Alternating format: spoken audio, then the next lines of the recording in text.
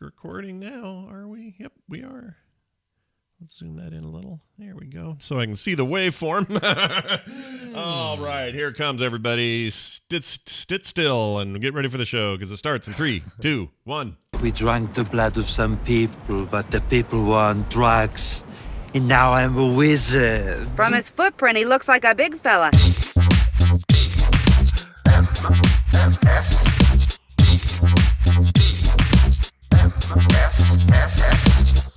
The Morning Stream. Why, oh why did I take the blue pill?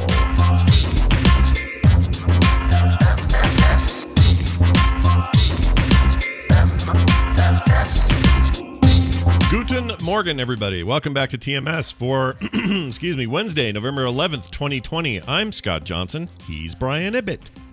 Both of those are true statements. Yes. I agree with everything spoken so far. Happy Veterans Day. Oh, yeah. Happy to all Veterans Day. out there. Anybody out there wear a uniform or still wears one? You are awesome, and we love you, and you're great, and I'm glad there's a whole day where you can't go to the bank.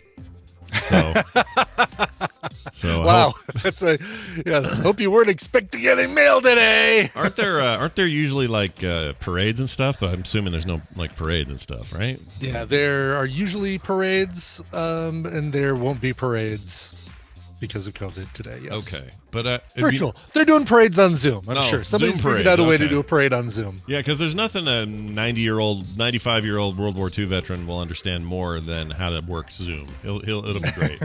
That's right. Hopefully his great grandkids will help him. But all you vets of all wars, whether they be recent or a long time ago, I hope you have a rad day, and people take care of you and bring you cool stuff and things like that.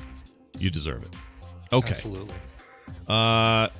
I do need to go to the bank, though, so I'm kind of bummed that this holiday's happening today.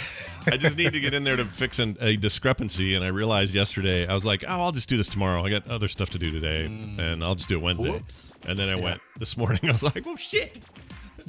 But also, happy Veterans Day. I don't want to, overshadow. Exactly right. Sucks. But happy Veterans Day, but it sucks. Yeah. And all the other countries, they have versions of this. I don't know what they're all called. I guess up in Canada, is it just Remembrance Day, I think? Armistice Day. Armistice Day. Thank you for that clarification. I don't know when that is for you Canadians, but you know what? I say this year, especially, we're one world, and we share this day with all. So we're all veterans.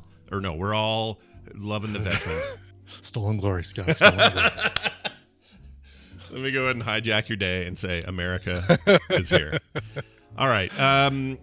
We got an email I have to read today. Okay. All right. It's compulsory. Is that what they say? Compulsory? Compulsory would be, yeah. It worries me that you have to read it today. Compulsory. That is the word. Yeah, that's the word. Compulsory, yes. Mm-hmm. Fiduciary is a different thing. I use that a lot, too. Yeah, it's a monetary deal. Yeah. But it kind of means like you are committed to paying. We're committed to reading. So we're going to read this. Okay. In a compulsory way. Here's what it is. It's another email. Some of these come through, and I'm just like, these have to be at the top of the show, and this is one of them. Dear Boris and Selinsky. Don't know what the reference is, but sure. Okay. This is Lawrence in Indiana. He says, Scott posted on Twitter about how weird it is that humans eat bee honey, basically bee vomit, which is true. I do think it's weird. Mm-hmm. Here's my question. If someone gave you a jar of the greatest honey ever produced, I assume this would be like a verified best honey ever made. Sure. But you knew it had the ground up carcasses of 12 large honeybees in it. Would you eat it? I am here for the important questions, says Lawrence in Indiana. So, Brian. Yes. Let's pose this to you first of all, because I already know my answer. Would you, if somebody said, look, all the bee experts, all the honey experts have weighed in. It is scientifically 100% proven that this is the greatest honey that you'll ever eat. But just so you know, and it's invisible to you, you can't really see it, but there are 12 ground up large honeybees in there. Would you do it? How large is the jar? If the jar is a little tiny jar and there are 12 ground up carcasses of 12 large honeybees in it, then I'd have an issue. But if it's a large jar and there are ground up carcasses of 12 large honeybees. I love this. No, Way the less of a ratio from problem. the ratio of honey to carcass is yeah. much lower on the bigger jar. You know what? Let's just do what we think is like one of those little bear-shaped ones. You know the ones? Okay. Yeah, little plastic bear ones. Yeah. That Brad Pitt turned into a bong in True Romance. Sure. Yeah. Yes. That's the one. Would you? I would. Yes, I would. I would. Okay. I don't think I could do it. No issue with that. If someone told me the bees were in it, I don't think I could do it. Like if you said No, but one you bee, have ketchup. Well- It's not like you avoid ketchup, right? right? But that whole fly thing, the rule is okay. So the FDA rule on that is that up to 7 flies worth of flies can be in your ketchup. But I've always said in my head, I've always gone, well, there's probably one or maybe none this time. Or, you just never know. Gotcha. That's just Sure. the rule. So in this case, you're guaranteed 12 large honeybees. That's right. It's not going to be up to 12 carcasses. Yeah. It is 12 bee carcasses. 12 guaranteed bee carcasses in your honey. And you know it. That's the thing is you're going into this not wondering or it's not random or whatever. You absolutely know what you're about to consume has these 12 bees in it, and it's in that bear, and you have to eat the whole bear. Yeah, I don't. I have to eat the whole bear now? Wait. Not This the isn't, plastic part. Not the plastic part. Just the Well, honey's no, but I have worth. to consume all of the honey in the thing? That's a good point. Nobody does that. I don't want to do that. I mean, taste it. If it's the best honey I've ever had, then I'm going to start putting it on toast. That's it. You're right. You're right. Okay, so let's say 2 pieces of toast. However you like your toast, 2 pieces of toast, 2 slathered. pieces of toast worth. Yeah, slathered in bee honey with bees in it. Would you do it? So many made up stipulations in this thing. Yes, I would totally do it. I know. For all we know, he just wanted us to taste it, but I made up all these other rules. I don't think I could do it if I knew it. Really? If you didn't if you tell knew me, that there were 12 bees in there? yeah. If you didn't tell me, I think I'd be fine. I just think What would bees be the are- number? What if it was 7 bees? Since up to 7 flies is your allowable ketchup to fly. But I got to think they're never at 7. But That's- what if they are? What if somehow that bottle snuck through Okay, and I'll it tell you had what. 11 If you flies in said it? if you said to me, there could be anywhere between 0 and 7 bees in your honey, I'd eat it. If Sure. you said there was a guaranteed 7 bees in my honey, I wouldn't eat it. Does that make sense? Yeah. There's something about the gamble part of it that I'm okay with. There's something about the fact that That's it might not have any. And Sure. and to me, Because it gives you a place you can rest your mind. You can rest your mind on there being 0 flies in that ketchup, Right. even though there are probably 3 or 4. right, that's exactly right. And so Yeah. next time I eat ketchup, I'll probably think of this again, which is a bummer because I try not to think about it. But yes. All right. Well, this is an important question, and I'm glad Lawrence in Indiana asked it. I would ask this question. I almost forgot, and I didn't put it in the notes, but I almost spaced this. I woke up this morning pretty early, getting some extra stuff done, and I'm in the bathroom, just kind of, looking at my eye. I had a weird eye thing for a bit, and it's fine now. I'm looking at my eye, making sure everything's okay in there, and I notice my left ear, little feather sticking out of my left ear, little feather in there. Little feather. So Okay. I pulled it out, and it was a decent Chicken feather, duck feather. I don't know. Like just a little bird feather of some kind, not a big, like a quill or whatever, but just like a little feather. I pull it out of my ear and I look at it and I'm like, weird. And I put it on Twitter because that's what you do. And people on Twitter are like, bunch of jokes and dumb ideas. And, Yeah, you're a of course. chicken. Blood, you have blood first, and first you have blood on your leg that you can't explain. Now a feather. Yeah, right. That came up. So there's a bunch of that. But now I think I figured it out. We have down pillows. I was gonna say, yeah. I mean, if you're not using a foam pillow, Yeah. then chances are the down pillow, sometimes those feathers sneak through, and sometimes they can. Yeah, that has to right be in it. your ear. That's the explanation. So the blood thing, I still have no answer on. The feather in the ear, already solved case. Move on to the next one. Exactly. So when something else falls out of me or, whatever, We'll bring it back up here. we'll discuss it here. Back to, Well, this is where I sort out all my problems is on TMS. Well, and we love that. I think it's it's what we look forward to. It's the ones where we don't get closure, like Right. fart gas, explosive tip, and blood on your pants. You mentioned fart gas. I'm so glad you did because you saw this floating what? around. Do we have closure? Well, the comedian something Segura. What's his first name? Crap. He's funny. He's got Netflix specials. Tom. Okay. Tom Segura is his name. Tom Segura. Okay. He has an Instagram account with a decent amount of followers, and he photographed the back of somebody's car. They had a license plate that was the full word fart gas on it. Really? Yeah. I don't know what to Okay. think of that, but I mean, do you think there's a thing I didn't know about, or do you think it's just pure happenstance? Which I think it's complete coincidence. Okay. I think somebody was yelling frog pants, Okay. and Dang it. and there just happens to be somebody else who thinks like we do out there, I thought there was like a breaking. and is willing to spend $35 a year on a license plate to show it and share it with everybody. Oh, can you imagine spending money for fart gas? That's hilarious.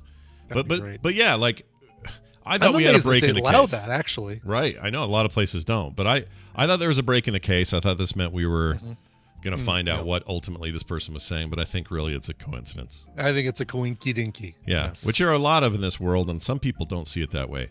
I'm tired of people thinking coincidences means something mystic. Let's not do that anymore. Exactly. Yeah. It's just a coincidence, Alanis. Yeah, It's not irony. it's not irony. That rain on the wedding day, it's just a happenstance, coincidence. Has nothing to The do guy with who's irony. afraid to fly and dies in a plane crash. Yeah, well, it's a bummer, Yeah, but not ironic. it's not ironic. It's just a horrible compounded sadness. If he was an airline mechanic who worked on that plane, Yeah. then then we'd be talking. then we're closer to irony. That's right. Yes. Get it straight. Get your ass back to Canada. Think on this a little bit, and come back later if when the you. Chardonnay came from a winery called the Black Fly Winery, then we might be talking irony. This is good. We give it. Well, this is a lesson in irony. Maybe we fix. Oh my God! Maybe we fix the song. We did. Let's go back. We mean the like actually go do the lyrics and redo it, and then we'll have one It's of our like talented rain listeners. on Yeah. your wedding day when you're marrying a guy named Rain. It's a free ride when you're already there, but you're a big Foghat fan, and Free Ride was playing in the car when they opened the door. It's the good advice that you just didn't take. I can't do anything with that. I don't know what that one is. That was really good. Yeah, we fixed it. We fixed it. All these years later, the jagged pill is less jagged today as a result. Or bitter? No, yeah, it is the jag. I got it right this time, and I even questioned it. It's not bitterest. Oh yeah, it is slow. It's Slow Ride by Foghat, not Free Ride. That's right. Oh yeah. Oh my gosh! In digital TV, rain on a wedding day is not unexpected. Does not mean ironic. No, ever. No. No. Here's what irony could be added to it if let me think for a second. There's got to be another layer to make it irony, like unfortunate and coincidence, and plus an extra layer of connection equals irony. Does it make it ironic if you chose the place in Arizona to have your wedding specifically because they haven't had rain in 300 never had years? rain. Yeah, 300 years since the last rain, and it just happens to rain on your day. Is that No, still not irony. doesn't meet the rules, does it? No, that's still an unfortunate coincidence. Yeah, a really unfortunate one. Because that's like, okay, you know what I just described. How would you make rain on a wedding day? Well, that's just what I just described is what happened in Nerdtacular 2013 when we had the cave in at the bottom of the canyon. Oh right, yes. It hadn't right. happened in 180 years, and it just so happened to happen on a day we needed people to drive up the canyon. So but that's not irony. That's just really unfortunate timing. If they were coming to a rock concert, then we might be talking. Right. And because all the rocks If it slid rained, down the. if it rained divorce papers, that would make it ironic. If it rained divorce papers. well Yeah, done. maybe, yeah. Mnemonic Johnny, well done. Despite the fact that your name references a movie Brian walked out of. All right. Oh, that's fantastic. Yeah, mnemonic Johnny. Oh, I'm walking out of his comment. That's right. Hey, if we didn't have that though, we wouldn't have this. The jury Where is it? This. Service. We wouldn't have that. That's right. That's right. So we and gotta be grateful. what's the other quote that we sometimes play from that is it's Dolph saying something, right? As the preacher, as the he says, he yells it. He says, yes.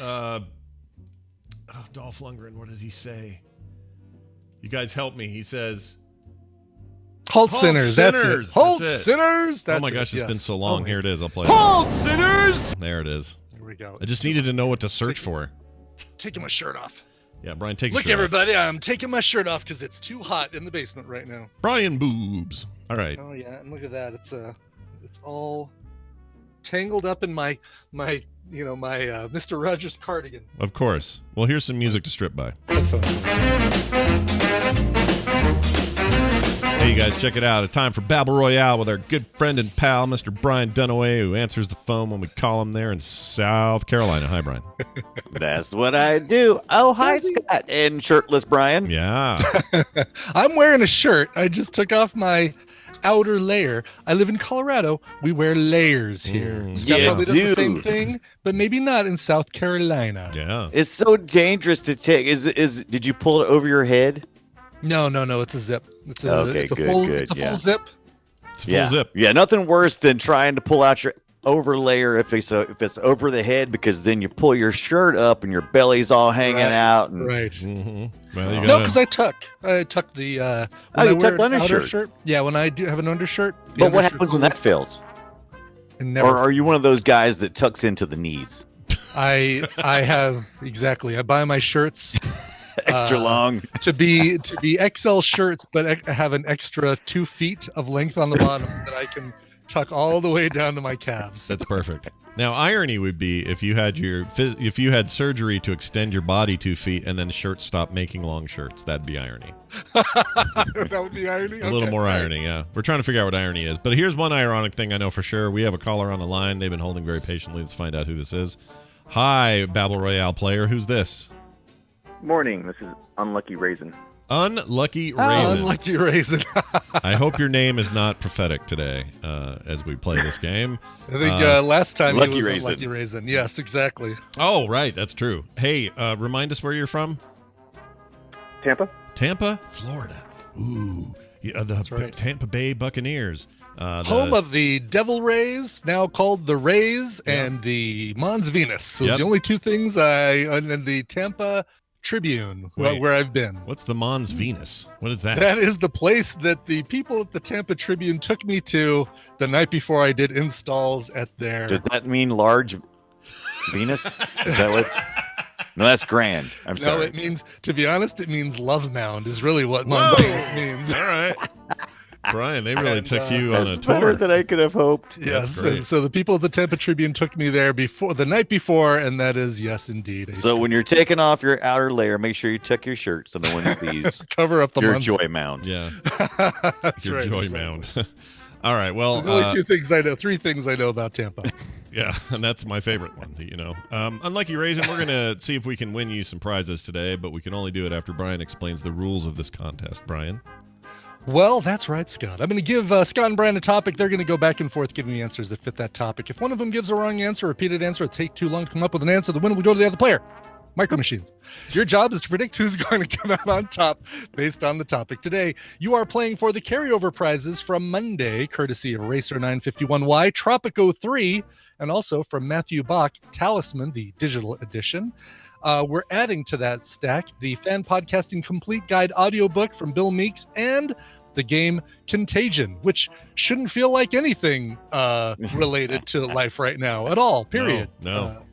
Sure. There's That's really no quite the connection. prize pack. How many days are we going now? How many days did you say? This it is was? just the second day. Yeah. Oh, really? It's just day Yeah, two. 4 things. Well, that's a big prize package. It's a huge package. Yeah, is look at what the it package It's on a Brian. Yeah. large love mound. Well said. All right, you guys ready for your topic? Yeah. Grandma Venus. Go ahead. All right. Oh, jeez. Whoa, that sounds like a all right. Star Wars This one- character. Anyway, go ahead. This one comes to us from Mr. Belvedere, who you guys mercilessly ripped on his name. I think Scott mercilessly ripped on his name in one of the more recent episodes of Boop. I may have just ripped on the show because it's Might just have happened. You were ranting about the show on the Yeah. Boop show, so he says naturally I have to come up with some form of revenge. yeah. And this is a good one. I really, really like this. This is the largest open world video game worlds. Oh, Eh, okay. The largest worlds in open world video games. So basically, you know how they're not like your Mario Kart, for example. You've just got this little area that you're running around in, right? But then we've got Right. these other games. Right. You could probably Where- the best way to describe it is open world means you can go anywhere you want, anytime, with very few gated off things. It's literally open world. There you go. So a good The example largest of that maps, guy- the that largest open world maps. I'll in give you video I'll give you an example of the Maps. genre that I know is not the answer, and that'll help. Okay. A Okay. game like I forgot the name of it now. Honey, I Red Shrunk the Kids. Red- That takes place in a backyard. Red Faction Oh, there you Guerrilla. go. There's a good example. Red Faction Guerrilla is a really cool open world game set on Mars, but it's not. I know it's not in the top list. So Right. that's an example. You got to go do quests. Oh, you see a thing off to the side. I'll go do a side quest. It's like those kind of games.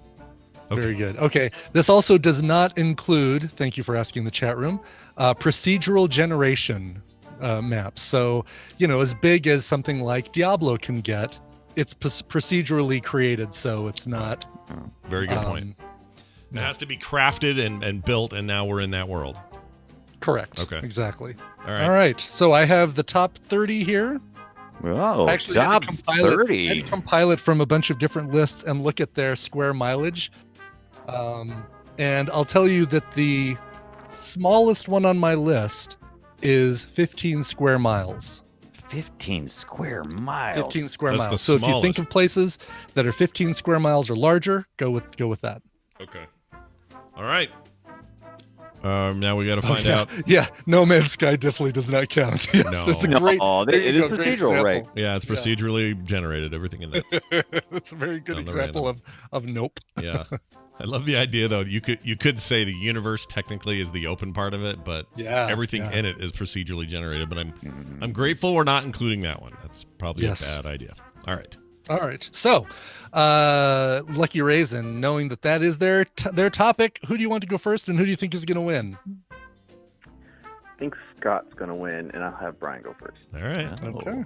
Look at the steady confidence in his Look answer. at that. Yeah, I like that. All right, I Brian, would be go a first. fool not to take Scott's knees after either and say World of Warcraft.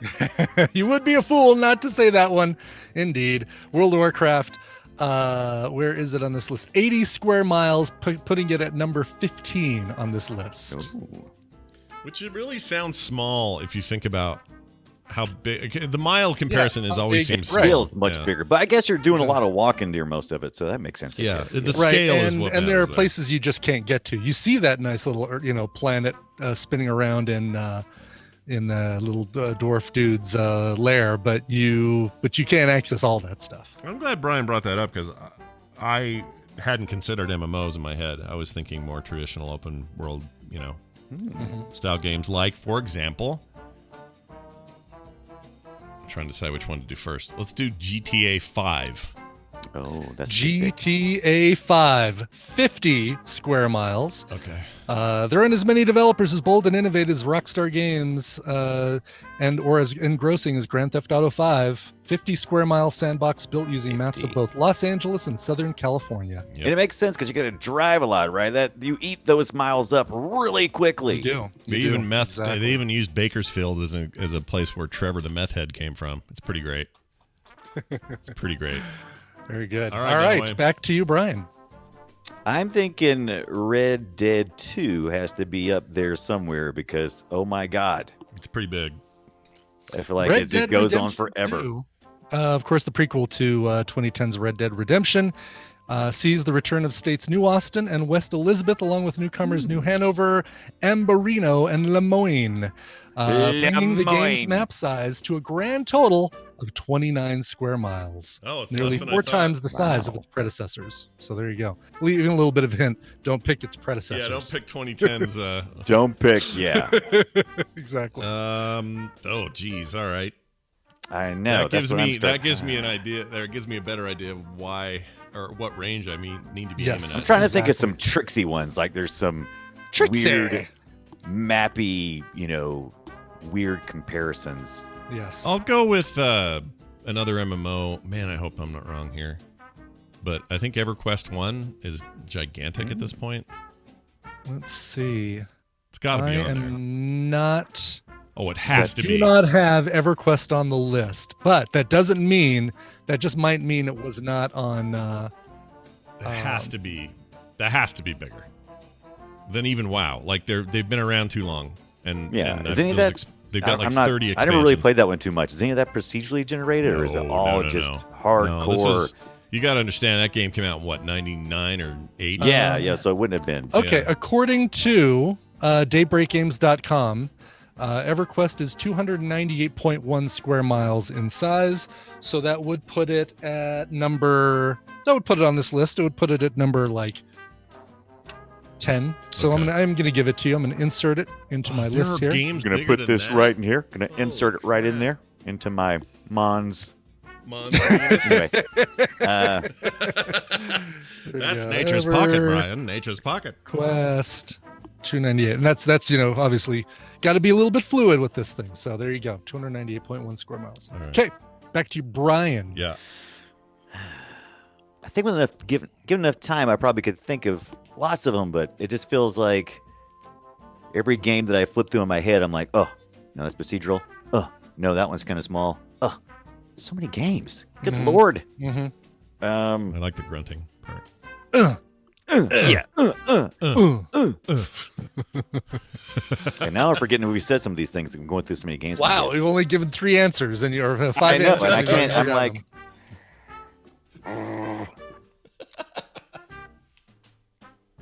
some of that's procedural though, but the one before that wasn't. Fallout 4. Fallout 4, you 4. say. The outdoor wasteland area is nearly 4 square miles. But that's not the only part of the game that should be considered for square mileage because of how many inside and underground areas are also included. Also, there are a couple of DLC packs that expanded the overall gaming area to reach almost I feel like I got 40. away with that one. 43 square miles. Okay. But the Oh, you outdoor scared me so area is bad. only 5 miles, square miles. That's crazy to me. Yeah. Okay, well then I know my next one's right. Grand Theft Auto San Andreas was huge. Grand Theft Auto San Andreas. Again, it's weird that that is not on my list, but let me do a little search I here. guarantee that thing's bigger. It's bigger. It's got to be bigger. That game was that was one of the reasons they dialed back with the subsequent games. is 'cause of- 14 square miles. That's it? That's it. So wait, is that under the 14 thing? Square miles, and that is under my bottom one, which is 15 square miles. Shit! All right, so hold on a second. Why are you going with something safe? Do we want to allow mulligans in this game? Because I have a lot left here, and I feel like this is. Oh my God, there's so many. That's what I'm All right, afraid well, of. Brian I'm gets like, to choose. Are we doing a mulligan or nay? You get to choose. oh yeah, of course. I mean, Okay. I'm not going to stop All the right. game if All I right, can. Brian help it. gets a 'Cause mulligan I as at least well. Have, I at least have one more, but now I can't remember whether you've already said it or not. But then I started thinking about what you said. The Sure. Grand Theft Auto. I Right. think I'm going to go with Skyrim. I don't think you said that, did you?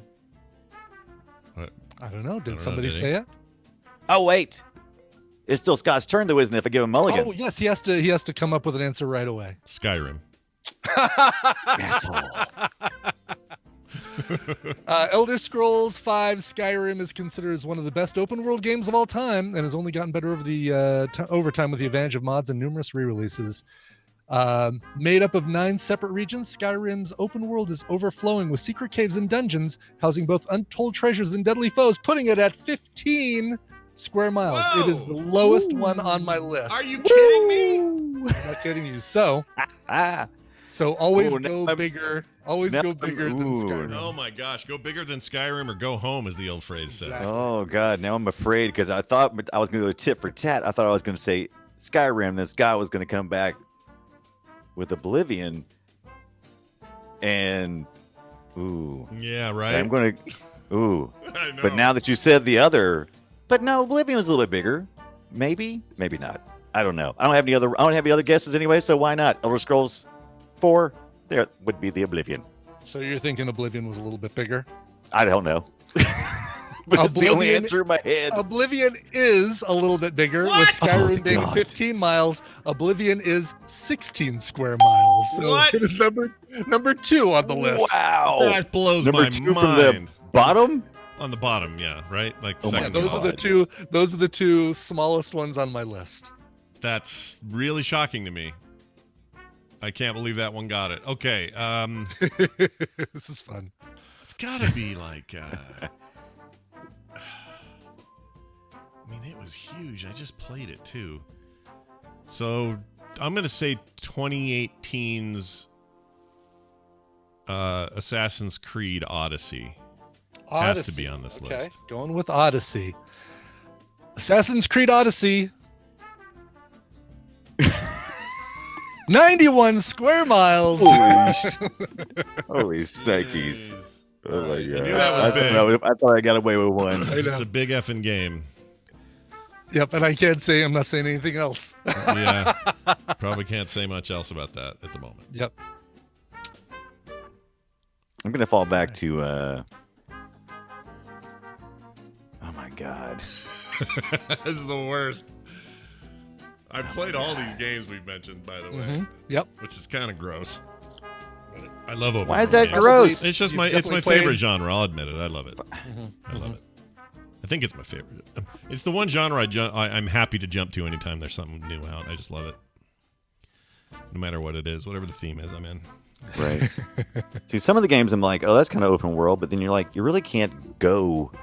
Right. All right, because I keep with the cars, like Grand Theft, you can really just get out there, but then I was thinking like stuff like Need for Speed. I'm like, no, you can't really go anywhere. The track is huge, but Depends on. Well, never mind. what's that? What's that? Nothing, What'd nothing. You're good. what'd you say? You're What'd good. Nothing at all. Nothing. what'd It's you- like nothing at all. I'm desperate right now. I'll take anything. Let's see. Gonna go with. I know I'm forgetting something. Just got to be some things. Gotta be plenty. Clearly, you're forgetting all the other ones on this list. Yeah. How about we had mentioned World of Warcraft? How about Guild Wars 2? Guild Oh, I'm Wars. glad you said 2, because no way 1's as big. Guild Wars 2.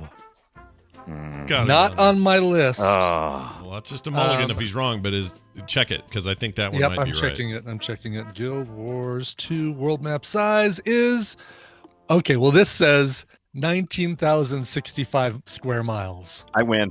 Is I that win the true? entire game. Is that can't be right. So I It's not- guess It's not I've bigger. gotta It can't be allow bigger it. than Yeah, Warcraft in sheer size. There's no way. That can't. Be. I win. Do I have win? To allow it. I have to allow it. All right. Guild Wars 2. I'm putting Wow. it. You don't manually win on. Not for know having that the was. most How can that be miles. that big? Okay. Man, this is all right. I'm trying to be careful here. Assassin's Creed Origins has to be on the list because it wasn't that much smaller than Odyssey. It's true. It wasn't that much smaller than Oh, no. Odyssey. Oh, Maybe it God, was I hate when he bigger. does that. I don't know. It was actually smaller. Yeah. Okay. Yes, despite how immersive Assassin's Creed Origins' depiction of ancient Egypt may feel, you may be surprised to learn that it is 32 square miles. Okay. That's substantially smaller than the you'll other see as you fulfill your role as a Medjay. From the oasis in Phalium to the treasure-filled sands of the Black Desert, each region strikes a careful balance between historical accuracy and interesting world design. Fun side note: Bayek, the main character you play in that, the voice actor there is the live action actor for the guy that plays Father, the android on Raised by Wolves, and he's fantastic. really? That guy, yep, love that dude. He's also a dude in World of Warcraft during the BFA troll stuff, and I forgot his name, the character, but he's great. And I'm telling you, pound for pound, I freaking loved Origins. It was so good. I loved it. That's cool. I'm playing the new one, and I really like it too, but I think I like it because it's so much like Origins. But anyway, I haven't played. It's been a while since I've played an Assassin's Creed game, so I wouldn't mind getting back to this. I do love the stealth aspects of it. yeah, it's very good. As a guy who enjoys playing a rogue in World of Warcraft, I do enjoy a good stealthy game. Sure. All right, I back love to this Brian. new one then because it's they're back to more stealth than usual. It's very Oh, good. Yeah. Okay, cool. Anyway, all right, Brian. All right. My God. This is a good one. This is one of my favorites that we've done. Every time I go, I got it. I go, no, that's not open world. And I go, oh, Belvedere that's sent me Prestige. like 6 of them, and I was like, oh, this one's way too hard. This one's way too hard. They're never gonna get this one. Oh, this one's perfect. Yeah. Prestige regeneration. Oh my God. I can't think of anything. I am like totally blanking over here. All I can think is like Motocross Madness was like the first game that I played that was open world, and it seemed like it was huge. As a matter of fact, you would go to the edge of nowhere. You can just go forever, and it just knock you way back, just all the way back to the middle of the screen. It's like a big giant boom. Is that your answer then? Microsoft's Motocross I Madness? guess so. I really. You got a just- mulligan I'm coming. struggling so over here. You got a That's mulligan true. You do have coming. a mulligan. So, Motocross Madness world Is there any information size. on that old school game on the map size? I mean, has anybody measured that thing? I mean, what was it, like 20? I don't see. 2002 or something? I can't Yeah. remember when that I came thought it was out. the 90s that Motocross Madness was. All out, I so can that- find is that when you reach the edge of the map, it just bounces you back to the middle. So, it does not. I cannot find anything that shows how big that one is. So give me another answer. Yeah, you use your mulligan. Use your mulligan. Motocross Madness 2. No, I'm just kidding. All right. They Or am finally, I? yeah, Or, finally got bigger. oh my God, we already said, or did the Elder Scrolls games? Oh my God, I don't know. I'm just drawing a blank. Wow. All I've been playing lately is like Legend of Zelda. How about Legend of Zelda? Not the smaller ones. They all have small maps. How about the Breath of the Wild? That's open world. Okay. Breath of the Wild. Oh Breath of the crap! Wild. Why do you sound so sad? At 29 square miles, exploring each of the 15 different good. regions that make up Hyrule is an undertaking within itself that can take upwards of 200 hours to complete. Well done. Well done. or Nice- if you're a nice speedrunner, pull 45 out of your minutes. butt. Yeah.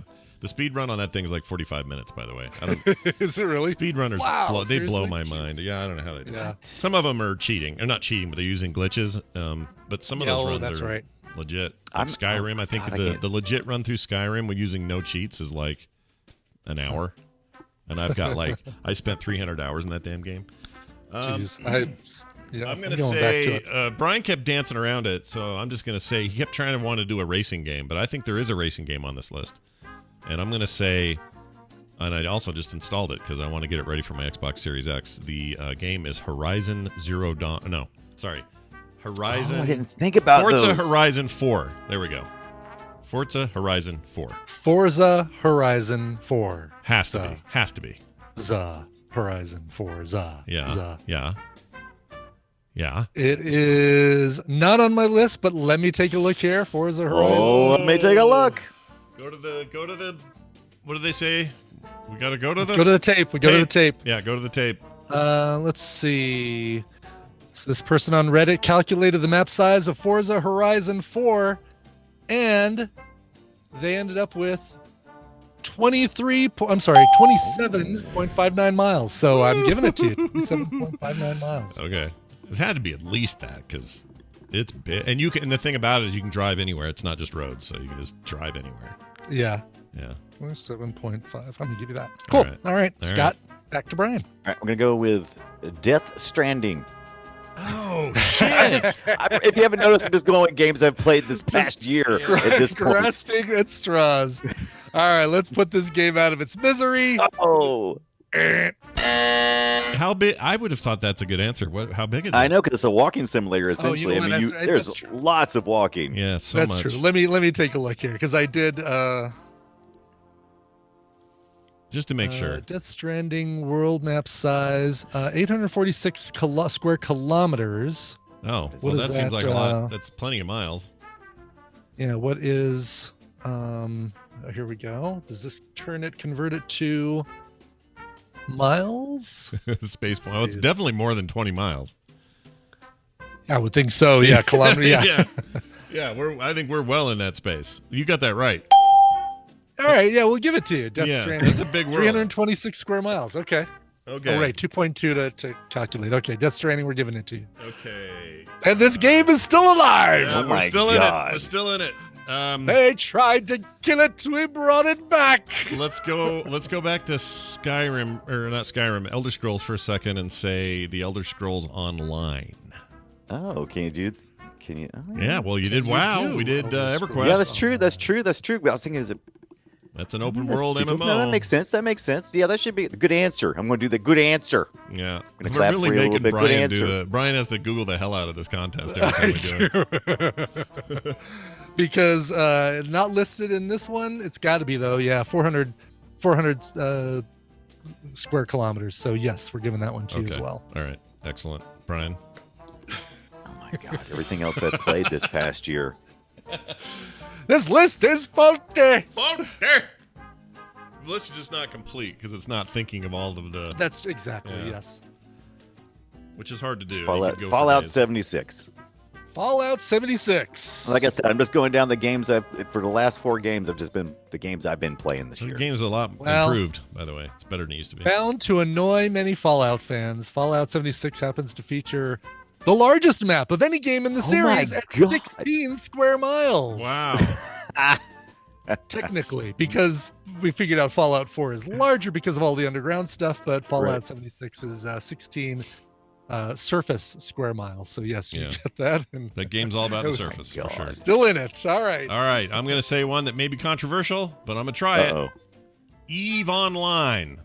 Oh, It's Damn it. not Why do you procedurally keep picking generated. Stuff? space. It is open world. Yep, and it is Gotta be. I mean, huge. It's hard to disagree with Eve Online. All right, giving Eve Online because Literally light years. the fact of that you've space. got planets in there. Right. It's Since light you years got of the space. planets, I suppose. Yeah. Yes, 300,000 square kilometers. So yes. Okay. DC Universe Online. Okay. Jeez Louise. When I actually read the list of games, from this Yeah. millennium, Yeah. uh, That's amazing. DC Universe Online, They just had a new expansion. They're still going. are they really Oh yeah. still playable? Yeah, yeah. Oh wow. They just had a new expansion. That's people love that game. Those I that, have not those that seen. love it. How big is the game worldwide? Enough file size. Here we go. This one maybe has an answer. I am not finding the answer easily, Oh, so oh. let's just say Let's just call it. yeah. Call it. Okay, can I do one more guess? I have one more guess. Yeah. Give me your one. More The new Assassin's Creed, the one I'm playing now, the new one, Valhalla? Valhalla's got to be on there. It's not on the list, but I bet this list is older than Valhalla. So Yeah, the word is I it's would- somewhere I would between give it a Origins and Odyssey. It's like nestled in there in the middle somewhere. So all right. So we give the caller gets the prizes. I was almost relieved we couldn't think of anything else. I hate to just not guess something and give my best effort, but I was Yeah. just like, oh God, just let this end. yeah. All right, let me give you everything else we've got. Player Unknown's Battleground, 25 square miles. Oh, Assassin's Creed Rogue, 27 miles, Okay. square miles. Far Cry 2, 31 square miles. Dragon Age Inquisition, 45 square miles. Assassin's Creed 4 Black Flag, 55 square miles. Witcher 3 Wild Hunt, 84 Witcher square 3. miles. Witcher 3! I played that this past year too. Days with a Z, 87 square miles. Arma 3, 103 square miles. Operation Flashpoint Dragon Rising, 135. Xenoblade Chronicles X, 154 square miles. Ghost Recon Wildlands, 170.2 Oh! square miles. J.K. Grammer's going to be Bird- mad at me for not saying any of those games. Burnout Anyway. Paradise, 200 square miles. True Crime Streets There's of the LA, race game. Mhm. 240 square miles. Just Cause 3, 400 square miles. Test Drive Unlimited, 618 square miles. Final Fantasy 15, 700 square miles. The Crew, 1900 square miles. And the number one on this list is Fuel at 5,600 Really? square I miles. knew had to be some race It's- games out there. It's a racing game that currently holds the title for largest map in a video game, clocking at a whopping 5,600 square miles. Most impressive is the fact that while free roaming mode, the game's entire map can be explored without triggering any loading screens, assuming you don't crash. See, what was- obviously none of these people ever thought of space games. Apparently, what's the so- release Yeah. date on that game? Just curious. When was that? 2009. That's for Fuel. impressive. Wow. Yeah. That's impressive. I for a have that game in my from- library, but I haven't played it. Wow. I've never even heard of it until just now. Well, awesome. You know what that means? It means this. Winner, winner, chicken dinner. You're a lucky raisin today. How does that feel? Great. I'm glad I could turn Are you back. still there? That was the biggest emotional roller coaster. Yeah, it is. It is one. You may have been involved with one of my favorite back and forths we've ever had on the show. So I think that's also a bonus prize. But the prizes you're going to get, you just got to email Brian for coverville@gmail.com, and he will hook you up. May all your raisins That's be as right. lucky as you were today. We'll see you next time. There you go. And yes, people are throwing in names like Asheron's Call and Daggerfall. I would have looked those up had they said either one of those. They would have gotten credit for them. I'm going by with a list that was that I compiled from 2 separate lists that both claim to be the largest The open de world. facto. Yeah, but you know video what? game If maps. there's no way Daggerfall's on there if Oblivion and Skyrim are barely on there. Well, Daggerfall. Daggerfall Tally Zarel is saying 80,823.15 square miles. No. Wow. How can that be? That's Elder Scrolls 2. That's Right. that. No way. No way that can be that big. Oh yeah, and Valhalla for 87.5 square miles. Yeah, I was pretty sure that this list was just older than Valhalla. How about this one? Never mind. That just puts us down a road of then knowing that there are 800 others. There's so many big things that this list just doesn't have, so it's fine. There are. Yep. Did you say GTA 4 was on there? I can't remember. Yes. No, That should. No, well, really. Oh, was I'm sorry, I thought you did GTA 4. I must have said GTA 4 then. If it's not, I wouldn't be Or did you say surprised. GTA GTA 5. GTA 5 was. Yeah, 4. I don't know if it would be because it's just the city. It's like Manhattanish, Oh, that's true. so maybe that's all in a certain smaller square. Yeah, mile. it does not. Oh, nope. It just lists 5. Okay. I think 4 is probably smaller, if I had to guess. Yeah. Yeah. That doesn't mean it's less of a game. It's just got more. It's more dense. So, anyway, well done, Brian. Throw that away and never use it again. I never want to see that again. Dunaway, you did it. You did it. You did your best, is what you did, and so did I. I did do my best. Yeah, and we both used mulligans, and so that made me feel better about using mine. Because once we both use a mulligan, then I don't know. I don't, Yeah, I then don't it feel is. like I It stole feels a the little bit thing. more fair. Exactly. But anyway, we love having you on, and of course this weekend. Oh, so we haven't heard back from Randy, have we? Did I screwed up Film Sack because I got my dates wrong as to when I'm going to be gone or not, and I don't know if he's answered back whether he's down for recording. So we may have a Down Film Sack this clown. weekend. Don't know. We'll find out. We'll find out. Brian Dunaway, you have anything else you want to say before I kick you out? Yeah, man. I have nothing. Check him out. He streams on Thursdays. He's still doing that this week? Streaming? Yeah, absolutely. Oh, yeah. Thursday, I'll be going back to the Graveyard Keeper. So I'm doing that run through. I'm going to come watch that because I want to see how you're doing in there. Game of Crone. I get really hung up in that game, so I'm curious how you're doing. It's Brian Dunaway, everybody. The Brian Dunaway on Twitter. Bye. All right. Brian, we have time for one news story. Oh, good. That's true. Since we don't have the music in here, we can. We can We jam can something. totally squeeze this in. So here goes that. Real quick, we have some news, and it's brought to you by... Unknowingly spilling your day-old Zevia on your Han Solo and Carbonite rug, only to blame it on the dog later. Yep, I thought the dog peed on his face, but it was actually a can of Zevia. that got Why knocked does this over. taste like strawberry? Well, that's how I found out. I smelled it, and then I noticed this can rolled over here, and I went, oh, it's that. It's the freaking sorry, Rainer. I'm like apologizing to my dog. But we washed it. Han Solo's never looked better. He's sitting right there now. All good. No stain on his face. Anyway, quick story here. Scientists have 3D printed a microscopic Star Trek spaceship that can move by itself. Ooh. Oh, nice. Ooh. There's a photo of this. the voyages of the Starship Enterprise. Captain's log. We just ran it. It looks like Voyager, by the way. It's true, it does. Yep, it's totally the Voyager design. I put this up on the screen that's for the really chat. funny. And it's microscopic. Basically, physicists have 3D printed a microscopic version of the Voyager from Star Trek. The tiny Intrepid-class starship is only 5 micrometers long. That's equivalent to 0.005 millimeters. So microscopic in every way. It was made by researchers at Leiden University who have been printing a range of micro swimmers, which are very small objects that can move through liquids.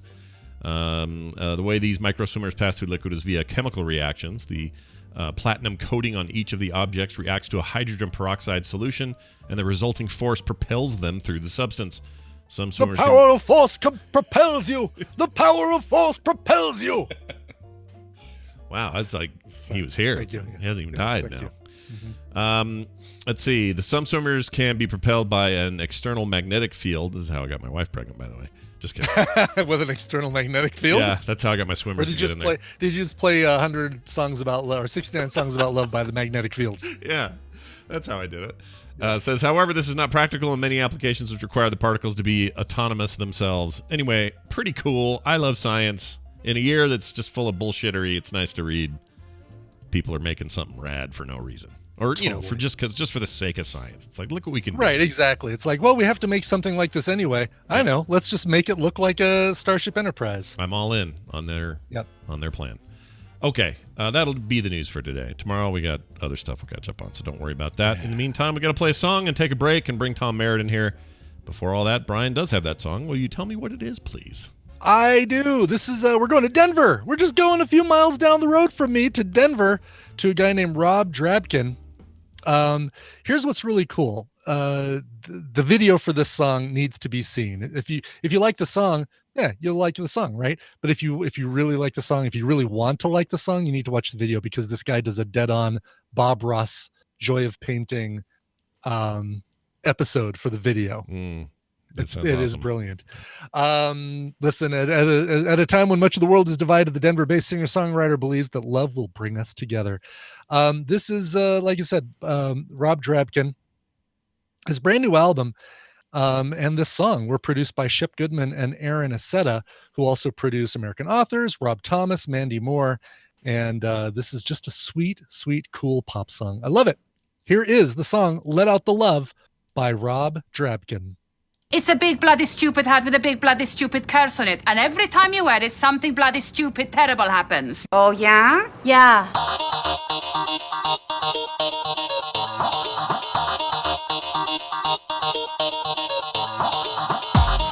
The Morning Stream. No, you better don't.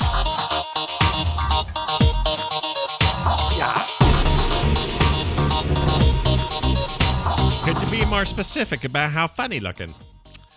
I watched Fargo, as you can tell. I was into it. I could tell, yes. Captured a few clips from it as a result. Oh, yeah? Yeah. Oh, yeah? Welcome. Funny looking. Welcome back to the show. We're going to pull in Tom Merritt and see how he's doing on this fine Veterans Day. Talk about the headlines he's collecting for the Daily Tech News show headlines that he does each Wednesday morning.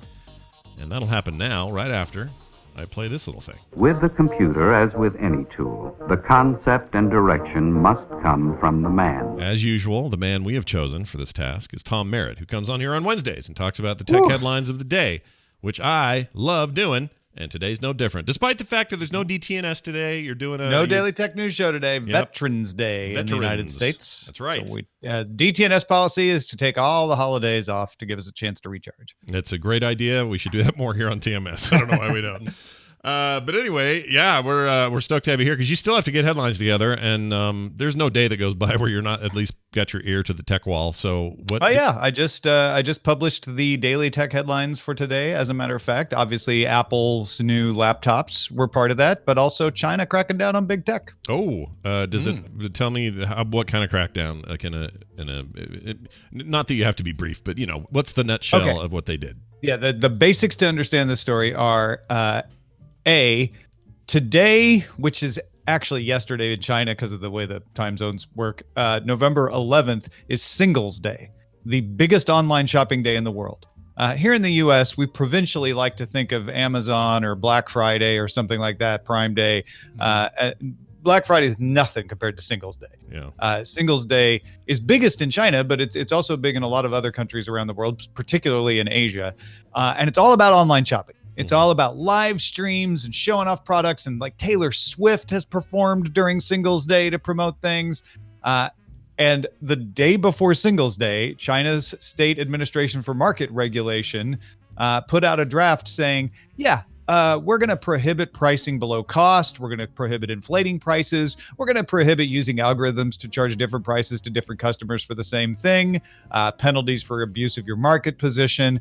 Just a shot across the bow of Alibaba, Taobao, all the big tech companies who all make a lot of their money for the year on Singles Day. And this comes a week after Ant Group, which is one of the biggest financial tech companies in the world, had to cancel their IPO because China regulators came in and said, you know what, we're changing how we regulate you. And Ant Group had to back off and say, like, actually, all of our projections are now wrong because they're changing how they regulate us. We're no longer regulated as a tech company.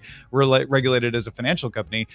China, really, the government seems to be cracking down on the power of big tech, which may sound familiar to users in the places called Europe and the United States. Yeah, I was gonna say there's some similarities there, but it does seem like it's awful. Their approach seems awful sudden, like just before Singles Day. Like that seemed a little rough. I mean, I think that's a message. Yeah, that is a clear message of we don't care how much money you make. We are going to crack down on you. We're going to make you behave. That is a very pushy way of doing it for sure. And there's no like legislative process that they're just No. The rules aren't in place. This is a draft. This is a draft of the rules. They are seeking comments about it. So it didn't change the rules for Singles Day. Okay. This is just a regulation that they are now seeking feedback on, and then it'll go through. I mean, just like we do with the FCC, where we put out a notice for proposed rulemaking, and then everybody gets to comment. Then the FCC board votes on whether to adopt it or change it. Same process, basically, just with China's State Administration for Market Regulation. Slight tangent here, but I've decided that HOAs, homeowners associations, are basically mini Chinas. They work this same exact way.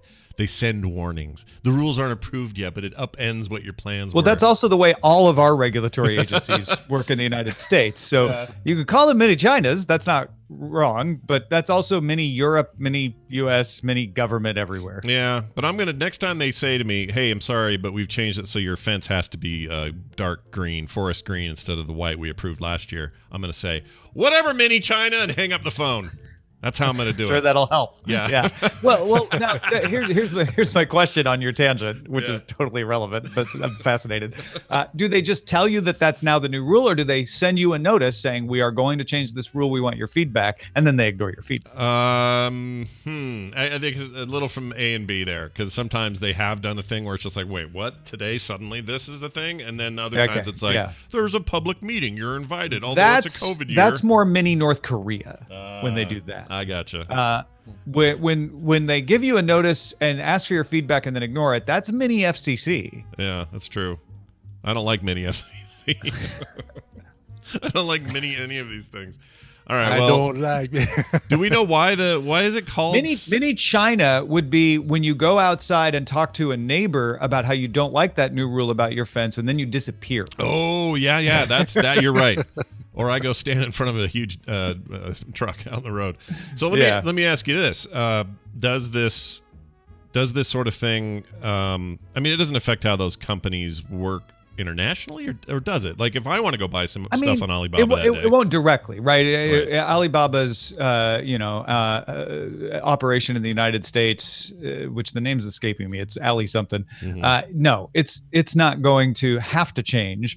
But you know how these things work. Whenever you have to change a lot of stuff for one market, a lot of times you end up changing it for other markets just because it has downstream effects, or it's easier to just change it everywhere, et cetera. So it'll have that kind of effect. Interesting. The other thing I wanted to ask, have you gotten much feedback on the Daily Tech News Show in regards to any people in the market for a new Mac looking at these new ARM-based Macs? Like, are you seeing any kind of like anecdotal, like, oh yeah, totally, this is what I've been waiting for. Finally, I can upgrade, and I've been waiting for these silicon chips forever, and now it's time. You've been hearing much of that? Like, no, I haven't. Yeah. But I also don't know if I've been listening in the right areas. Because I think review units probably aren't out yet, are they? No, they're not. Beta units, but exactly. And benchmarks aren't out. It's all Apple's claims, and the claims are better battery life, more power at better power efficiency. So these are workhorse 8-core chips that save on the amount of time that or give you more time to use on your battery. Right. That's the kind of thing that doesn't really go, somebody says, gosh, that's the thing I've been waiting for, right? Like, that's the kind of thing that you have to see in use and see proven, and then folks go, wow, yeah, no, that looks pretty great, and now I can get a MacBook Air instead of a MacBook Pro because it's got the power I need. All I needed to do was Lightroom, and Lightroom works great on the new M1 MacBook Air, which is one of the things Apple promised. So if that turns out to be true, I would expect to see things like that anecdotally start to come out. These aren't the kinds of features that make everybody go, finally, they got rid of the keyboard backlight key on the MacBook Air, which they did, by the way. Oh, did they really? I was going to say, you're kind of sneaking in a feature you'd like to see changed for sure when you say that. Keyboard backlight key and launchpad keys are gone on the MacBook Air, replaced by do not disturb, dictation, and spotlight keys. Oh, Dictation. that makes a lot of sense. Interesting. Yeah. Well, all right. I'm basically like Apple toward the end of that conversation, which was, this is the tip of our 2-year transition. Yeah. So just remember that this is like not going to be fast, and it's maybe 2 years is fast, but still, if you're if you're on the fence, maybe stay on the fence for a bit. Is my advice, unless you really have a reason. This was necessary for them to do as a stream because they're introducing the new chip, and everybody has questions, and they wanted to answer those questions. Right. If it had not been the new chip, this would have been a press release. We got new MacBook Airs, new MacBook Pros, right. Like a new Mac Mini. Here are the specs. So I think the expectation is, Apple did a live stream. It must be huge, and it's huge because it's a new architecture. It's not huge because of the features that they added. It's not revolutionary in the features. It's just a way better processor from the looks of it. And like you say, my recommendation is give them some time to work out the kinks. When they switched to Intel, it took a year or two for all the software to really catch up. Now it's fine. It'll be the same with the M1. It'll take a year or two for all the software to really make the transition over to the new architecture, and then it'll be fine. The entire event was worth it for the photo I just put in Discord. Craig looking inside the looking laptop. longingly inside the little wake from sleep thing. I love it so much. Oh my gosh, I'm just gonna make that's just meme bait, like no meme bait ever. I love it. Yeah, and the sleepy time music. It was Barry White music. It was Barry White, wasn't it? Yeah. Very sexy. Well, all right. Stories like this are on Daily Tech News Show, but not today. Again, off for Veterans Day. Veterans have a wonderful day and know that they're, no tech news for you. Their tech news is safe in the hands of Thursday. Well, the tech news is there, just not the 30-minute discussion of it. But we'll be back tomorrow. Yeah, that's right. Tom, anything else you'd like to mention before you go? I would like to mention that I need some more coffee. No, I'm doing NaNoWriMo, and kind of all my head is there, but I'm making this decision right now as I'm talking. I am going to put the Google Doc that I'm writing my NaNoWriMo in with all of its misspellings and horrible errors available to my writers Patreon. So if you want to follow along as I'm writing The Adventures of Captain Min this month, go to patreon.com/AceDetect. So there's your first quest, is spell Ace Detect, ACEDTECT.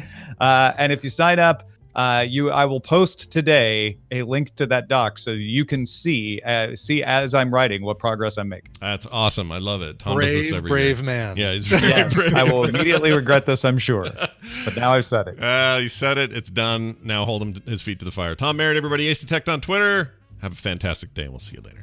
Thanks, y'all. Bye now. Yeah, Veterans Day. We probably could have taken it off. I didn't think about it. We could have. We could have. But I'm taking Saturday, next week Tom off. and I are doing a thing. You're taking a whole week. Yeah. Saturday, Tom and I are doing a whole thing for Ashley Johnson and Brian Inman. Oh, right. Yeah. Jason Inman. Jeez, got to get their names right. Brian Inman. Red Shirt Diaries crew for their charity thing, their charity stream, which is going to be really, really cool. Yeah, they're great. I love those guys. They are great. It's going to be good. She still calls me Space Dad, and I love that. Yeah, which is accurate. It's sweet. I'm angry Space Romulan, probably, but Romulan Commander Brian Ibbett. All right, right. We're going to call Nicole. I've not heard anything, so I assume we're good. Ashley Robinson. I said Ashley Johnson. That's funny. I put a Brian instead of a Jason, and I put a Johnson instead of a Robinson. Ashley Robinson and Brian Inman. Holy crap. Well, Ashley Jason Johnson Inman. Or Jason I'm Inman. done. Ashley Robinson's my correction needs a correction. She's that great video game voice actor, also a member of Critical Role and all that. She's very cool. Yes, nothing wrong with Ashley she's Johnson. great. She's absolutely great. All right, we're going to do this now.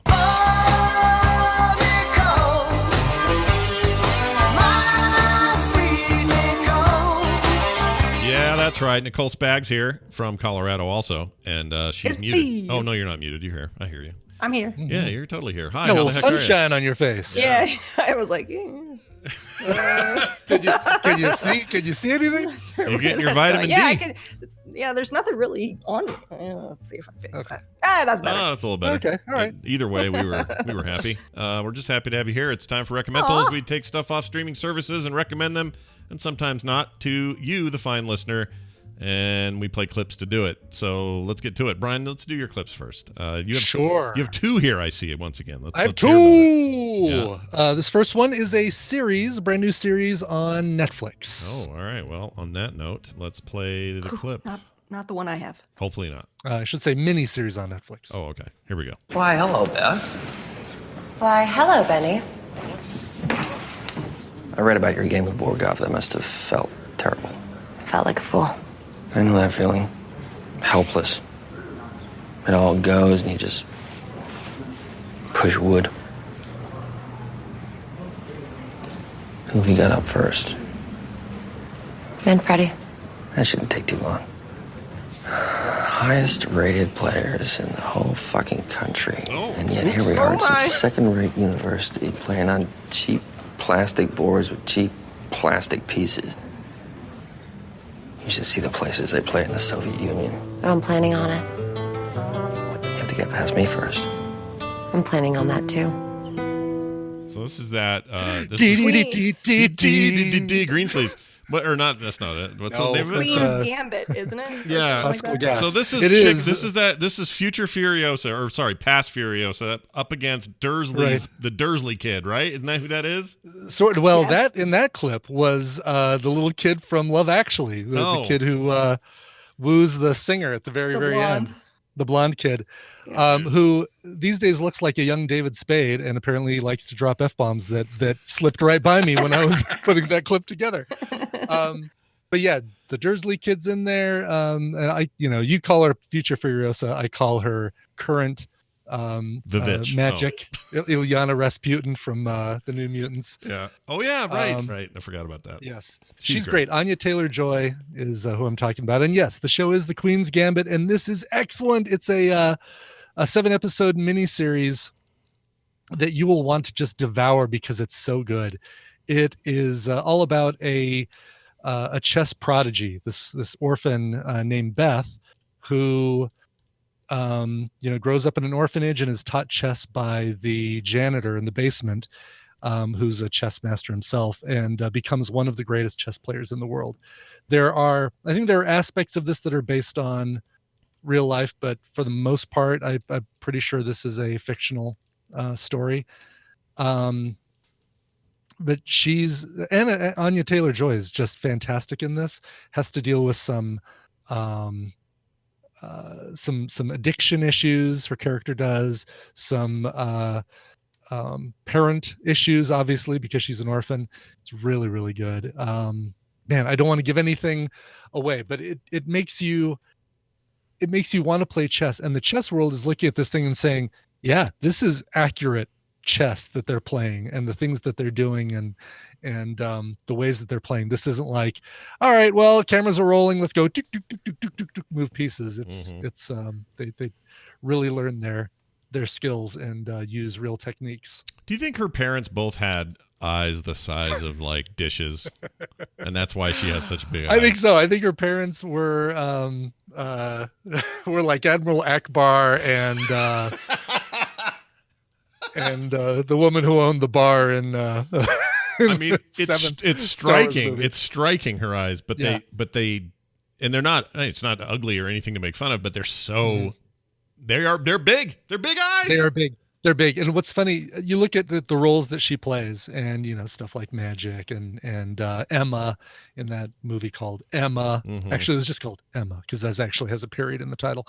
But making it a period piece just dawned on me. Boom. But you look at her role that she plays in the new Dark Crystal series, and it's almost like they modeled all of the puppets after Anya Taylor-Joy. Yeah, she's got quite a look, and I cannot wait for her turn as Furiosa. I'm ready.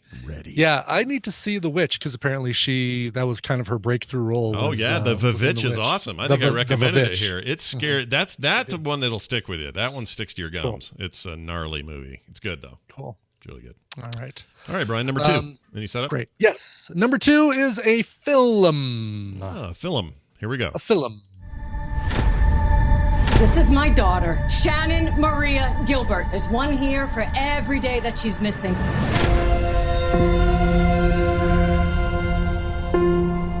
What was she doing in a gated community, 100 miles away from home in the middle of the night? My daughter didn't run away. She's missing.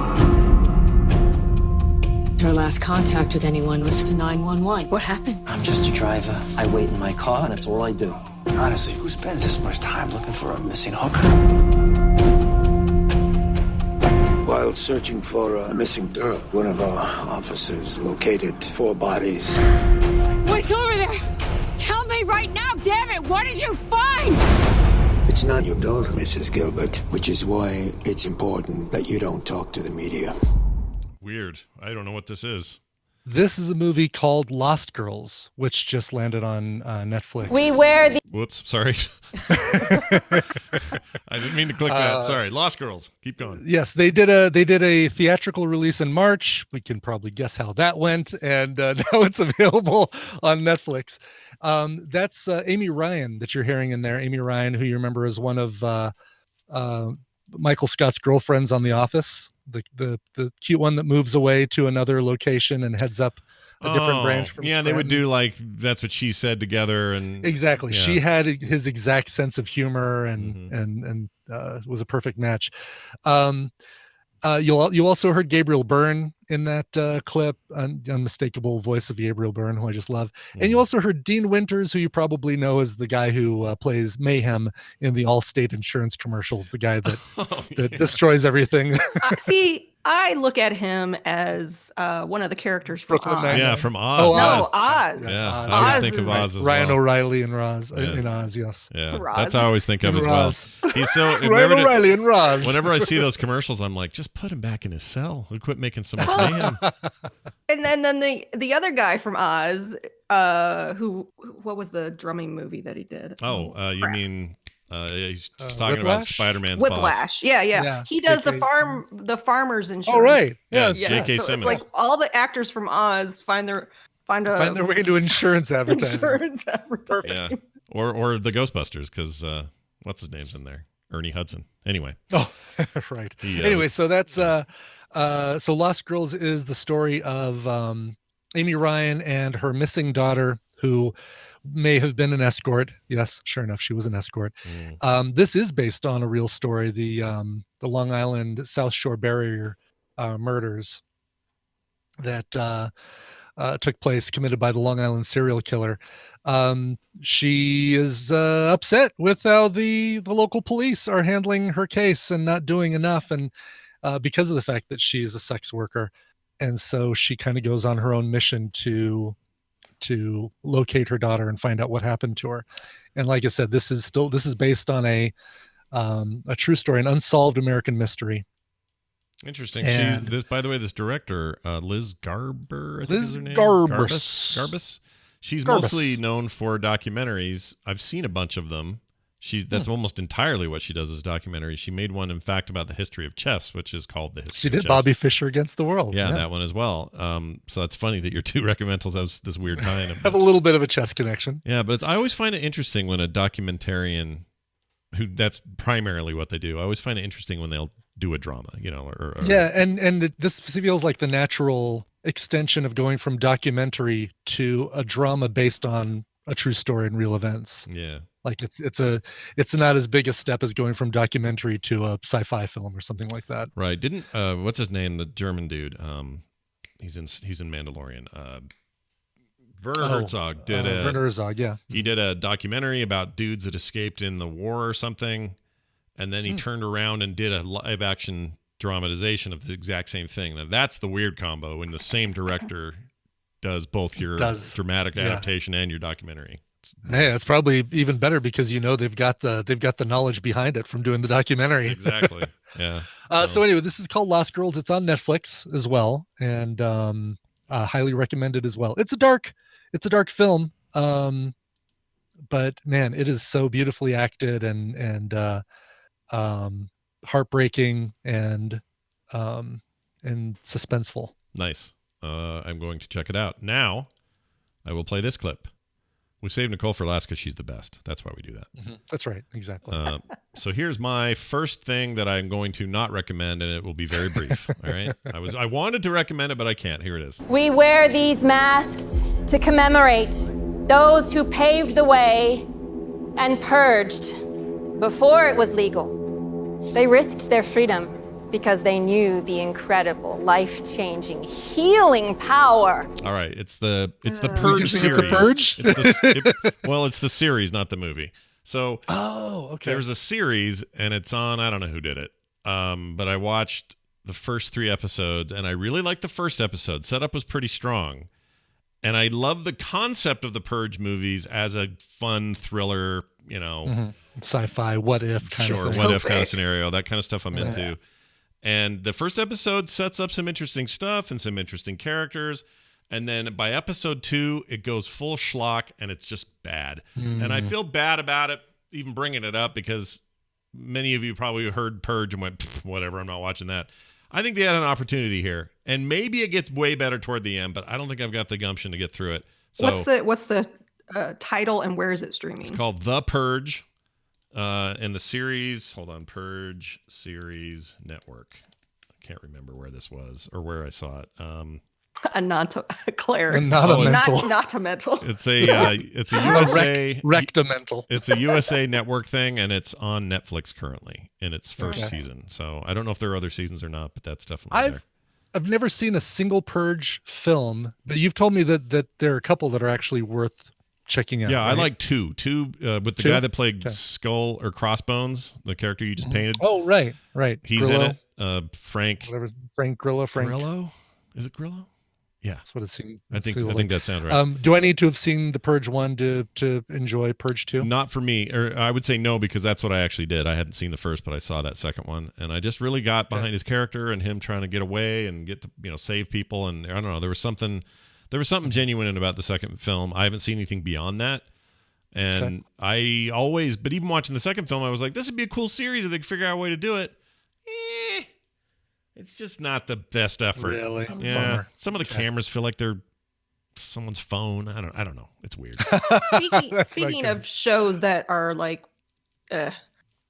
maybe poor timing. Yeah. I know we were talking about it on Twitter. There was somebody that was asking us if we had seen a UK version of, was it Utopia? Oh, Utopia. Yeah. So there is an Amazon Prime show called Utopia that came out during lockdown, and it was about a new virus. And I watched the first episode and I said, no, thanks. Don't need this in my life right now. Wow. I think but it's called Utopia. Yeah. Let's see. Group of strangers find themselves in possession of an original manuscript. Lives suddenly and brutally implode. So different. Yeah. So different. That's the one I watched. Oh, it is. So that's the one that's the one he linked that he recommended to me. Well, maybe they remade it for the US. Maybe. Yeah. Because the one he sent me a link to the British one with a guy wearing a yellow jumper.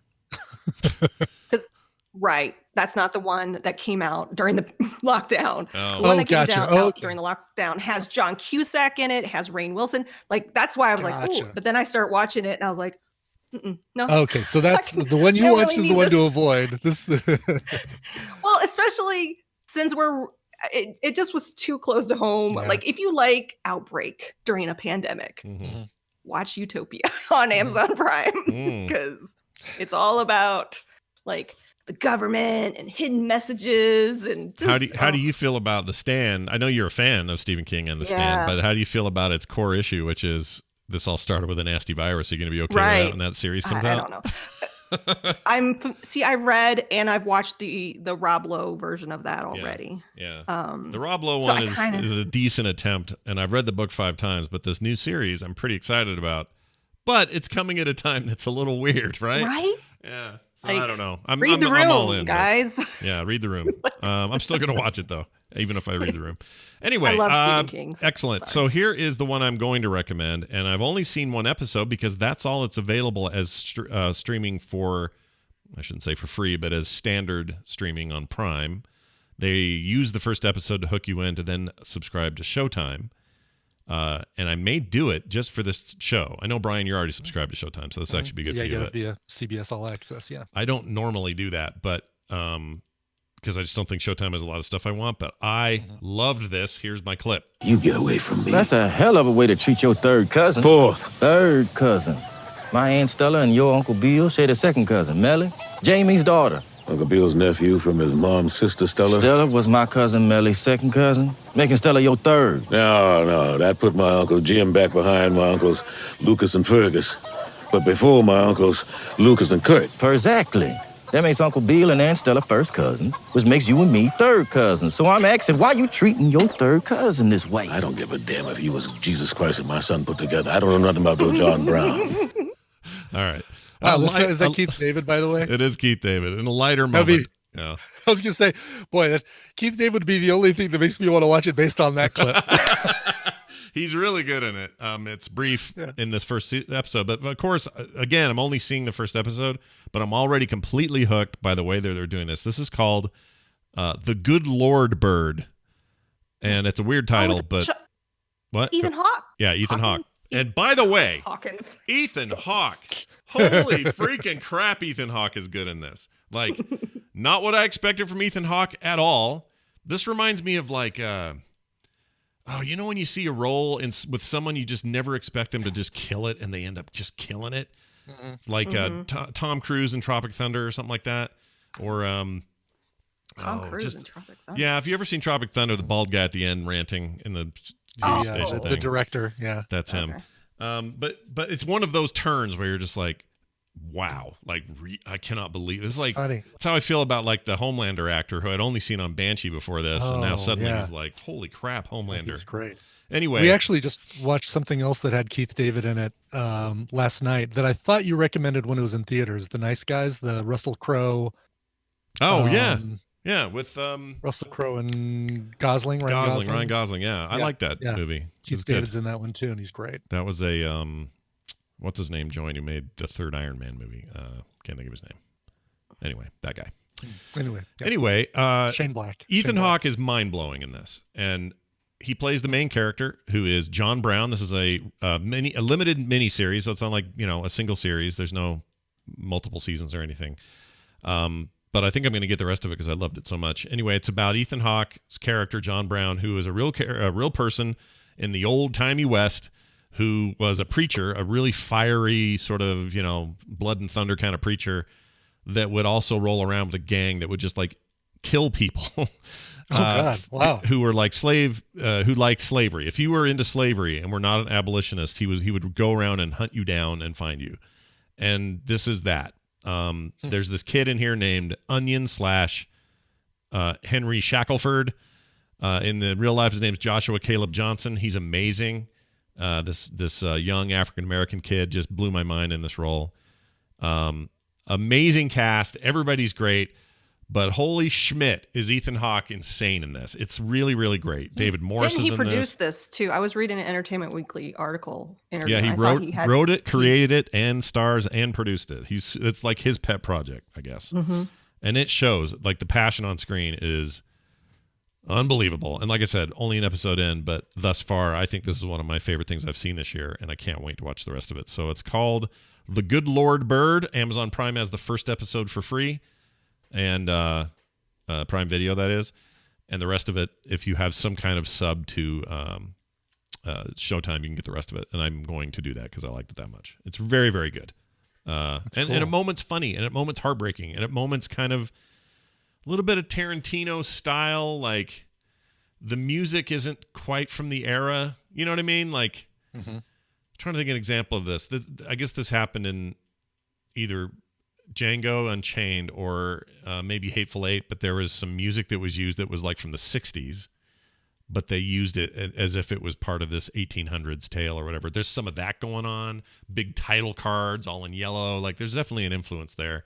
from the Tarantino sort of Western thing, which I'm a big fan of. So anyway, if it sounds good to you, you might like it too. It's called The Good Lord Bird. And you'll find out in episode 1 what the hell that even means. It'll make sense to you. Okay, Nicole, we saved the best for last. Let's find out what you got. Well, I started off looking for a way to stream a movie online with a bunch of kids. And it brought me to Amazon Watch Party. Have you guys tried out Amazon Watch Party yet? I've yet to do it, but yeah. So I tried it out, and I picked the first episode of the show I'm going to recommend because after the first episode, I was hooked. So if you follow me on Twitter, you know what it is. So I'm going to give you the quick clip. All right, here we go. Playing it now. Gus Roberts, you are my #1 installer. And who better to train up more Gus Robertses than Gus Roberts himself? The last thing I need is some clueless millennial mouth breather cluttering up my van. Elton, I really should have asked you to wait outside. Hello, we're here to fix your broadband.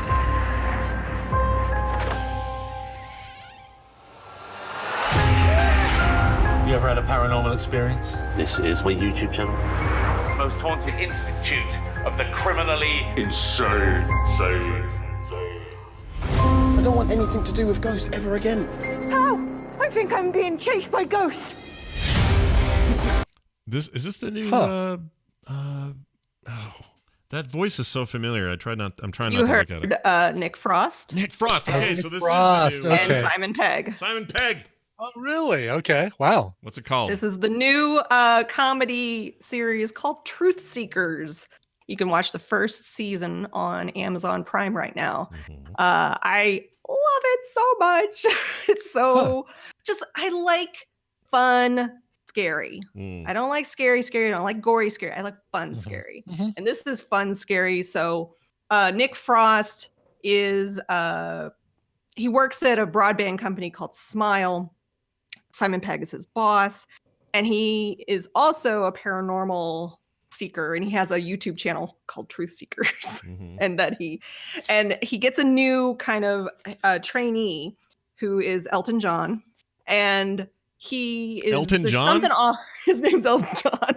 Okay, but not actually played by. Not actually all right. Elton Just John. clarifying. It's his name. Okay. So Nick Frost's character is kind of training Elton John, but there's weird stuff that's happening, like ghosts are coming, like they're just seeing a lot more paranormal stuff, and like the way that they kind of plant a seed in like episode 1, and then episode 2 becomes about that, and it's kind of how. Oh God, what's the movie? Clockwork Orange. Oh, Malcolm McDowell. He's in it. Yeah, he's great. I love him and stuff like new I stuff do too. Yeah. He's Eats up great. the screen whenever he's on. Yeah, never So I gets old. highly recommend it. It's so fun. I love it. It's spooky and weird, and it's a good time. I saw this advertised a while ago and thought, oh yeah, I'm all in. And I thought it was just one of their movie collaborations, and I didn't realize it's they were a doing a whole show. series. That's great. Yeah. Okay. So I tried out Amazon Watch Party with it. I didn't realize that if you also have to, the person joining you has to have an Amazon Prime account, which kind of blows. It blows, honestly. But if you think about it, yeah. Otherwise, people would exploit it, and everybody just watches. Like, hey, well, we'll all share all 5 of us will share one Amazon Prime account. Yeah. I'm just trying to make it easy for kids to join and watch like Freebirds or stupid, kids movie. So I can't send that out to the kids because they're not going to have Amazon Prime. So instead, I found an alternative called Cast. KAST.GG. And it allows you to make watch parties, and it integrates with like Tubi. Cast with a C? And YouTube. Is it Cast with a C or a K? I'm showing it a K. KAST.GG. Okay.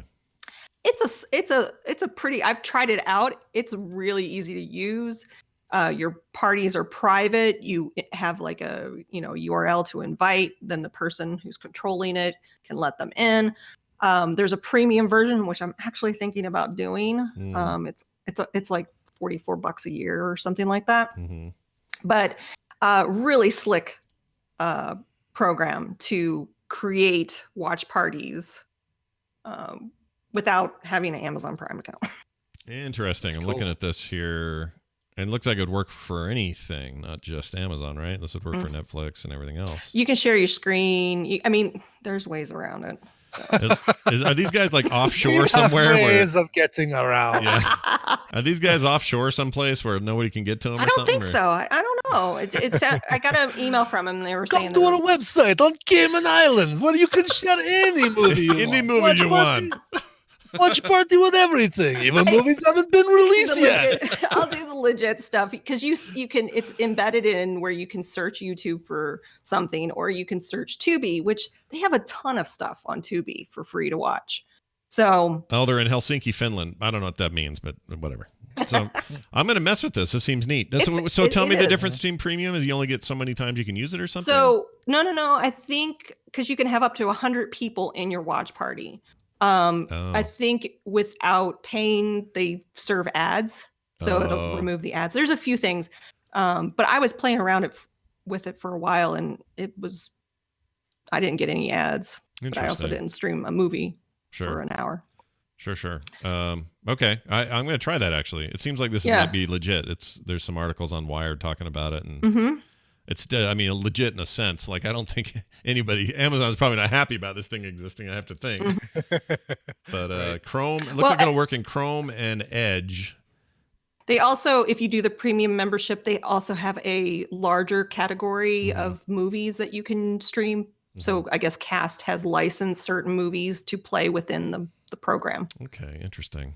I wonder how they're getting around that. So it doesn't work on Firefox or Safari.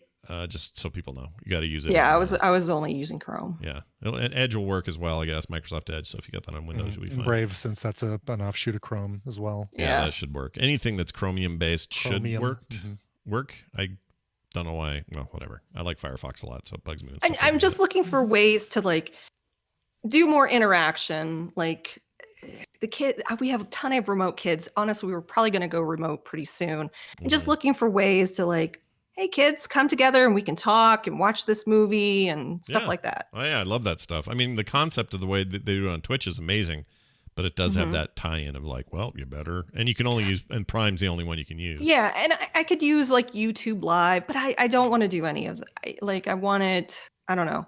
I need it. Plus, if you do YouTube Live, they'll shut you down. There's also, and there is a lag. So we do watch parties for the woodworking projects that we're about to release in the guild, and there's always a lag in the audio versus what's showing on the screen. Someone in the chat just mentioned you can do this stuff if you know what you're doing. You can do watch-alongs in Discord. I hadn't even thought of that. Because then you can have whatever private group you want. I'm gonna have to play Screen with that. share. Wow. Okay. Well, I mean, and it gets down to the syncing, right? Right. Yes. Right. Making sure everybody's watching the same thing. Yeah. And that's with Amazon Prime and the watch parties. You already have access to it, so you're probably playing your own copy on your computer. Right. I'm guessing that's how it's working. Discord should Who be knows? pretty close to real time on Discord. I don't know. I have to figure it out. But yeah. Truth Seekers very nice. on Amazon Prime is wonderful. Highly recommended. Very funny, lighthearted, a little spooky at times. 100% going to watch that. Fun, scary. I don't even like ghost stuff mostly, but I love those two and I love their work. So this is a no-brainer. Very Hot Fuzz feel to it. Good. Perfect. Because I love Hot Fuzz. I'd expect nothing else with with that pedigree. Yeah. A lot of people. I know there's a lot to love from those two, but I still say Hot Fuzz is my favorite thing they ever did. I love it. It's my favorite. All right, Nicole. Cool. These are all good lists. Hey, go ahead. You looking forward to game night? I am. This Saturday we're doing game night. This Saturday, yeah. I'm gonna try a new service that does this that actually hosts the game. So I was waiting for because you get a 7-day trial, so I was waiting to set it up. So it'd be within our 7. Yeah. So we can try it out. I'm excited. It'll be fun. We're gonna try this remote game night with how many couples we have? 3 couples. 4. Four couples we can have total. up to 8 people, so it'll be 8 of us. Yeah, and it's going to be rad. It's going to be you and Mark, Brian and Tina, me and Kim. I love and talking about Steve something that the audience can't be part of. Sorry. Yeah. Here you go, audience. You can't Hey, tell me Mark, watch. But you know what? We'll give you a report on the service if it was good. Yeah. You know? Exactly. I mean, there's nothing that's stopping us. Somebody could stream something from their end if they wanted to off a camera. That's or something, true. but That's true. I don't know if You anyone can would do enjoy it. watching I'm not doing it. You can do it. I was planning on playing shirtless though, so Oh yeah, that's how Brian plays is shirtless. I forgot. the only way I can play Catan. Yeah. Don't let that third nipple frighten you, guys. It's just that he's a normal guy otherwise. yeah. All right, 3 nipples, no big deal. Well, I do the and Ticket to Ride because I stick the cards on my chest.